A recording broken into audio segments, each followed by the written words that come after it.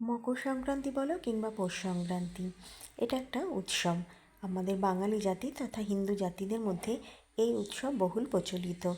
এই দিনে সমস্ত মানুষ পুণ্য অর্জনের জন্য গঙ্গা স্নান করে থাকে। কাতারে কাতারে মানুষ গঙ্গা সাগর অথবা কুম্ভ মেলায় যায় এই পুণ্য অর্জন করতে। তো আমিও আজকের দিনে ঘরে বসেছিলাম না, প্রথমে আমিও গেলাম কোথায় বলো তো, গেছিলাম মায়ের মন্দির কালীঘাটে।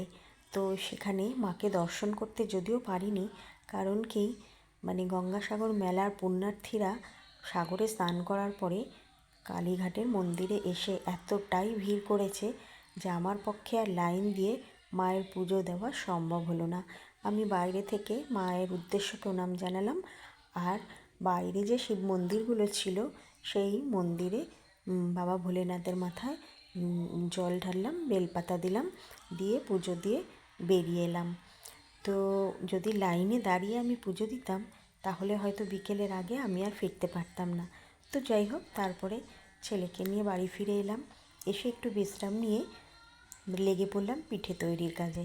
তোমরা সকলেই জানো এই পৌষ সংক্রান্তি বা মকর সংক্রান্তিতে আমাদের বাঙালি জাতির ঘরে নানান ধরনের পিঠে তৈরি হয়। তো আমিও সেই রকম কিছু পিঠে তৈরি করে নিলাম। বেশি কিছু করিনি যদিও, দুধ পুলি করেছিলাম, পাটিসাপটা করেছিলাম, আর কিছু চুষির পায়েস করেছিলাম। তো প্রথমে আমি চালের গুঁড়োটা উষ্ণ গরম জলে মেখে একটা ডো তৈরি করেছিলাম।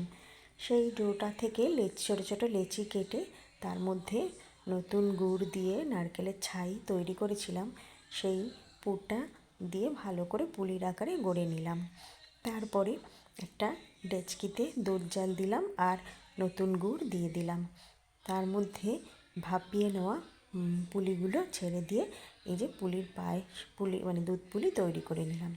অন্যদিকে তাওয়ায় সামান্য তেল ব্রাশ করে নিয়েছিলাম পাটিসাপটা। আসলে ছেলে হাজবেন্ড দুজনেই পাটিসাপটা খেতে খুব ভালোবাসে। তো পাটিসাপটাটাও চালের গুঁড়ো দিয়ে করেছিলাম। প্রথমে চালের গুঁড়ো, দুধ আর সামান্য পরিমাণ নুন দিয়ে গুলিয়ে একটা ব্যাটার তৈরি করেছিলাম।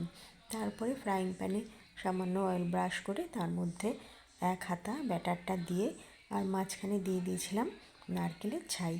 তো তোমরা সবাই কম বেশি পিঠে তৈরি করতে পারো, সেটা নতুন করে কিছু বলার নেই। তো যাই হোক বন্ধুরা, কার বাড়ি আজকে কী কী পিঠে হয়েছে আমাকে কমেন্টে জানিও। আর আমার এই ব্লগটা যদি তোমাদের ভালো লেগে থাকে অবশ্যই লাইক, কমেন্ট, শেয়ার করো আর সাবস্ক্রাইব করে আমার পাশে থেকো। তোমাদের সাবস্ক্রাইব আমাকে অনেক দূর নিয়ে যাবে। তো আজকের জন্য টাটা, কালকে আবার কোনো নতুন ব্লগ নিয়ে তোমাদের সাথে দেখা হবে।